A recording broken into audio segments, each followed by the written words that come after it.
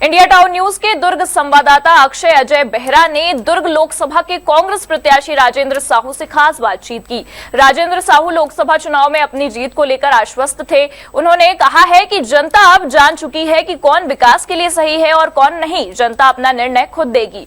पूरे राज्य में ज्यादातर सीटें कांग्रेस जीत कर आएगी। चर्चा के दौरान राजेंद्र साहू ने और क्या क्या कहा, आइए आपको भी दिखाते हैं। आज हमारे साथ है दुर्ग लोकसभा के लोकसभा प्रत्याशी राजेंद्र साहू जी, और जो कि इस लोकसभा चुनाव में अचानक ही उभर कर सामने आए हैं युवा चेहरे के तौर पर, जो कि दुर्ग लोकसभा के लिए एक बिल्कुल नया चेहरा है। तो अब इनसे बातचीत शुरुआत करते हैं और जानते हैं कि कैसे, क्या आपको इस बार टिकट मिलने की उम्मीद थी?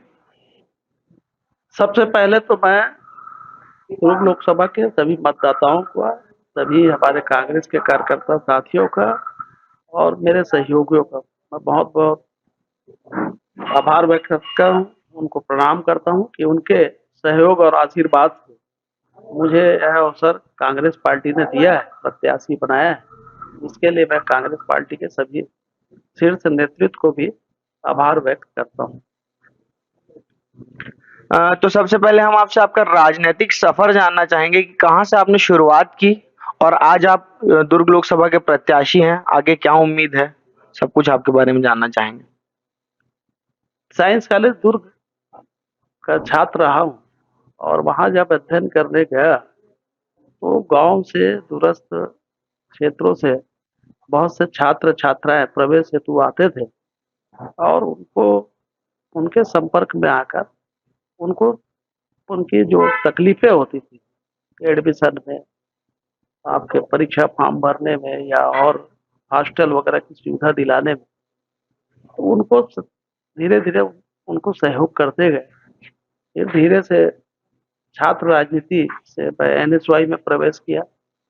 एनएसयूआई के बाद युवक कांग्रेस के बाद जिला कांग्रेस कमेटी में नववासुदेव चंद्राकर जी के साथ आया और उसके बाद प्रदेश कांग्रेस कमेटी का महामंत्री हूँ आज।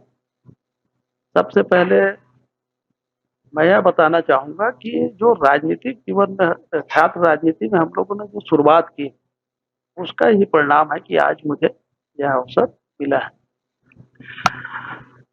बिल्कुल ही नया चेहरा है इस बार लोकसभा प्रत्याशी के तौर पर आप। इससे पहले माननीय गृह मंत्री जो रह चुके हैं ताम्रध्वज साहू जी, वो एक बार लोकसभा चुनाव लड़ चुके हैं। उसके बाद प्रतिमा चंद्राकर जी ने चुनाव लड़ा था। इसके पहले आपने विधानसभा में भी कभी पार्टिसिपेट नहीं किया, लेकिन अचानक ही आपको लोकसभा में टिकट दी गई। इसके बारे में आप क्या कहेंगे? सबसे पहले तो यह बताना चाहूंगा कि पार्टी लड़ती है चुनाव, जनता का आशीर्वाद रहता है तो विजय श्री हासिल होती है।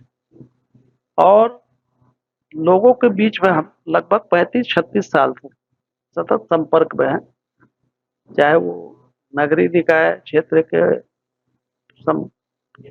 समस्याओं को लेकर आंदोलन करने की बात हो, चाहे युवा बेरोजगार साथियों को उनकी मांगों को लेकर आंदोलन करने की बात हो, चाहे किसानों की बात हो, हर जगह हम सम्मिलित होते आए हैं। इसलिए लोगों के बीच में रहे हैं।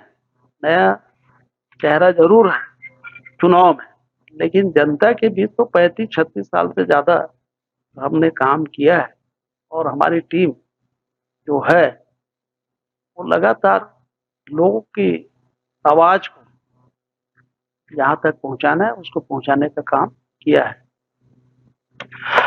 तो ये चुनाव से पहले, क्या पहले से आपको उम्मीद थी कि इस बार पार्टी आपको अपना प्रत्याशी चुनेगी, या ये आपके लिए भी कुछ ऐसा ही था जैसे जनता के लिए है?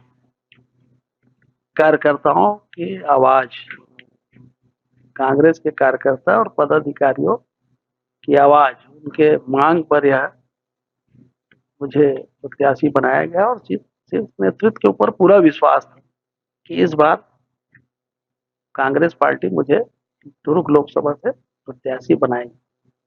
जिस तरह आला कमान ने आप पे भरोसा जताया है, आप कह रहे हैं कि जनता का आप पर भरोसा है, कितनी उम्मीद है कि आप उनकी जनता की उम्मीद पर खरे उतरेंगे और चुनाव जीत पाएंगे? पूरी उम्मीद है और पूरा विश्वास है। क्योंकि जनता जान चुकी है कि जो वर्तमान सांसद है वो उनके विश्वास पे खरे नहीं उतरे हैं, इसलिए वो नया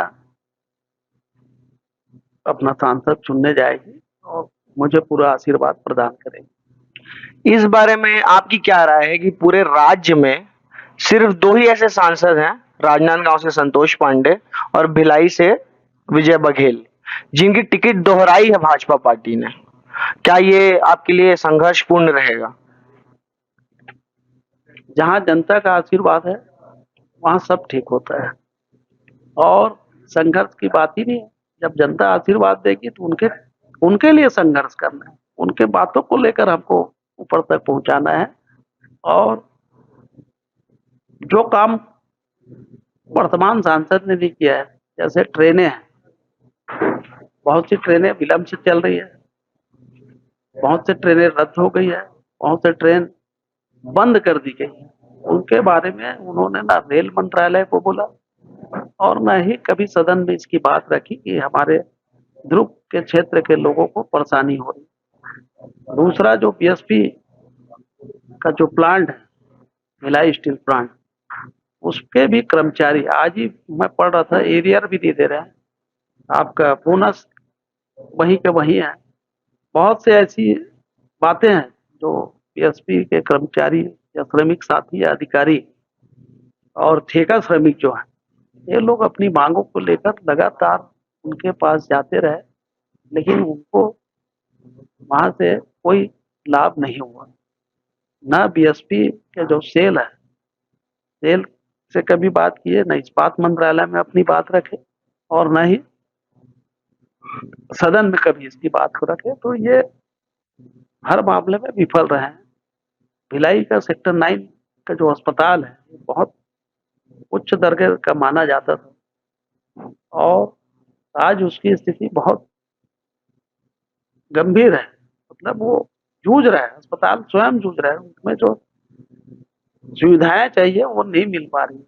मरीज को ले जाते हैं तो उनको तत्काल दूसरे स्थान पर रिफर कर दिया जाता है, उसके लिए भी वर्तमान सांसद महोदय ने कुछ नहीं किया।